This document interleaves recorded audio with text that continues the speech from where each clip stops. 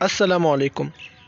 آج ہم پڑھیں گے اسلوب کہ اسلوب کیا ہے، اس کی اقسام کون کون سی ہے اور اس کے تشکیلی عناصر کون کون سے ہیں۔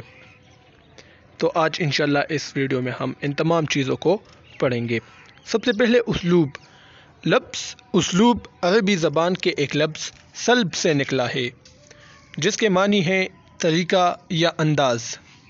قدیم اردو لغات میں ڈکشنریز میں اسلوب کا لفظ طرز، طور اور روش کے معنوں میں ملتا ہے۔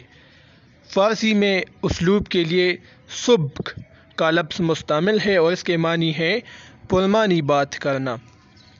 اسلوب کی تعریف۔ اسلوب کے حوالے سے مختلف ناقدین نے اپنی اپنی تعریفیں پیش کی ہیں۔ بفون کے مطابق اسلوب ہی خود انسان ہے۔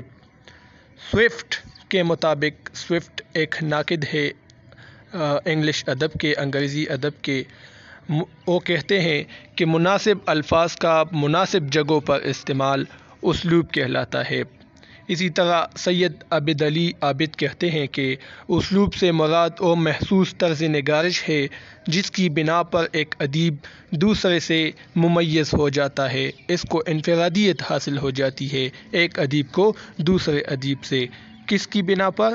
اسلوب کی بنا پر۔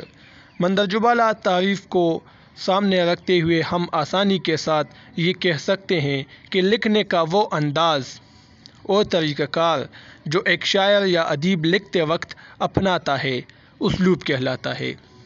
یعنی ایک خاص طرح کے طرز نگارش کو اسلوب کہا جاتا ہے، لکھنے کے انداز کو اسلوب کہا جاتا ہے۔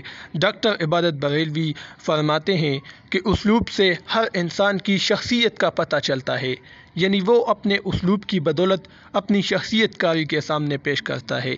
شخصیت کے دو پہلو ہوتے ہیں، ایک ظاہری اور ایک باطنی۔ ظاہری شخصیت تو ہم پہچان سکتے ہیں کہ اس کے عادات و اطوار کیسے ہیں، نشست و برخاست اس کی کس طرح ہے، اس کی زندگی کس طرح ہے، لائف سٹائل اس کی کس طرح ہے۔ اور دوسرا ہے باطنی شخصیت۔ باطنی شخصیت وہ ہے جو مصنف کے خیالات اور جذبات ہیں، ان کے احساسات ہیں، تو ان تک ہم کیسے رسائی حاصل کریں گے؟ وہ اسلوب کی بنا پر۔ جب وہ کچھ لکھتا ہے تو ہم جب اس کو پڑھتے ہیں، ایک قاری اس کو پڑھتا ہے تو پھر وہ مصنف کے خیالات اور جذبات کو سمجھ جاتا ہے۔ تو اسی طرح ایک شخص ایک مصنف کے ظاہری اور باطنی دونوں اسلوب سے ان کو واقفیت حاصل ہو جاتی ہے۔ تو یہ تو تھا اسلوب۔ اب اسلوب کی اقسام کو پڑھتے ہیں۔ اسلوب کی بنیادی طور پر دو قسمیں ہیں، نثری اسلوب اور شعری اسلوب۔ بقول عباس نقوی، عباس نقوی نے شعری اور نثری اسلوب کے بارے میں اپنے خیالات کا اظہار کیا ہے، جن کا مفہوم کچھ یوں ہے کہ نثری اسلوب وہ ہے جس کا تعلق ادائے خیالات سے ہو، جبکہ شعری اسلوب کا تعلق اظہار جذبات سے ہوتا ہے۔ یعنی شعری اسلوب کا تعلق جذبات کے اظہار سے ہے اور نثری اسلوب کا تعلق خیالات کے اظہار سے ہے۔ یہ کون کہتے ہیں؟ عباس نقوی۔ اب نثری اسلوب کیا ہے؟ اسلوب کی پہلی قسم ہے جب کوئی ادیب اپنے خیالات و جذبات کو نثر کی صورت میں پیش کرے تو اس کو نثری اسلوب کہا جاتا ہے۔ اس طرح کے اسلوب میں قافیہ، ردیف، وزن اور بحر کا عمل دخل نہیں ہوتا۔ تمام نثری اصناف اس قسم کے اسلوب کی بہترین مثالیں ہیں۔ ناول، افسانہ، ڈرامہ، مضمون وغیرہ جتنے بھی ہیں وہ نثری اسلوب کی مثالیں ہیں۔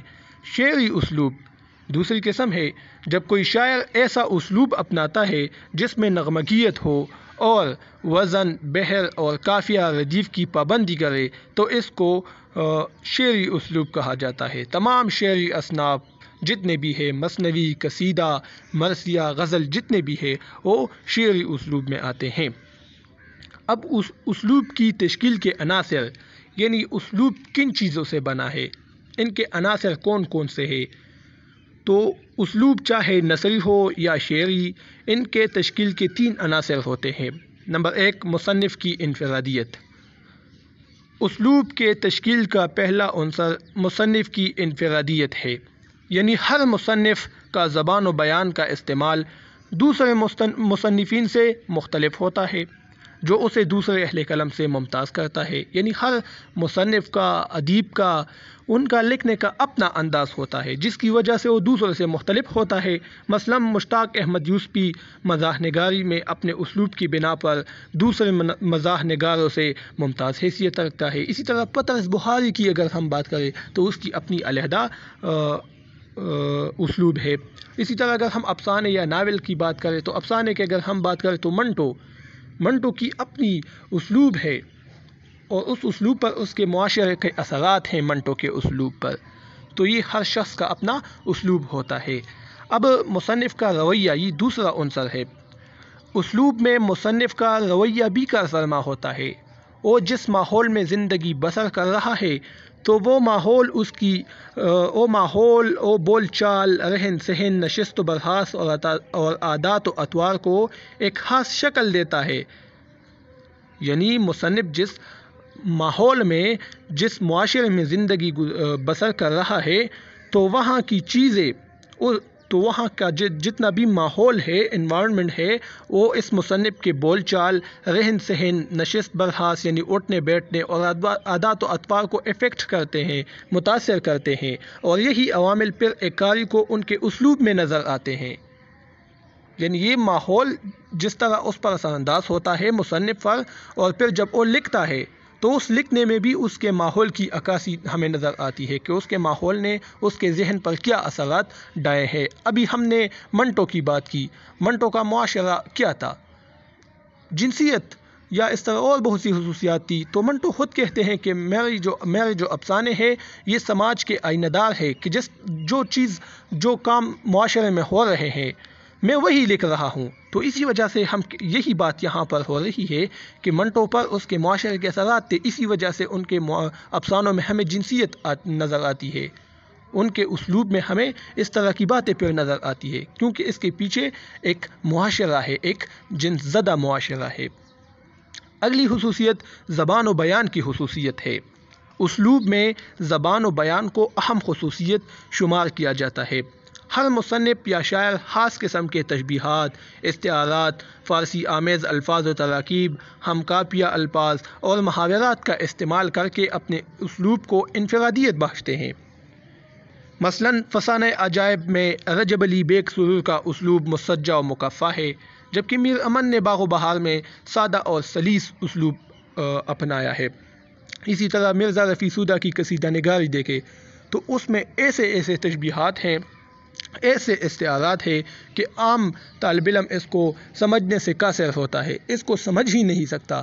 تو اسی وجہ سے ہم کہہ سکتے ہیں کہ ان کے اسلوب میں، مرزا رفیع کی سودہ کی اسلوب میں تشبیہات اور استعارات تو ہیں لیکن مشکل ہے، تو مشکل پسندی اس کے اسلوب کی ایک اہم خصوصیت ہو گئی۔ اس طرح اگر ہم غالب کی بات کریں تو غالب کی مشکل پسندی کی بات کریں تو اس کا اپنا اسلوب ہے۔ ٹھیک ہے، تو یہ آج کی ویڈیو تھی، امید ہے آپ لوگوں کو پسند آ چکی ہوگی۔ انشاءاللہ پھر نیکسٹ ویڈیو میں ملیں گے۔ اب مجھے اجازت دیجیے، اللہ حافظ۔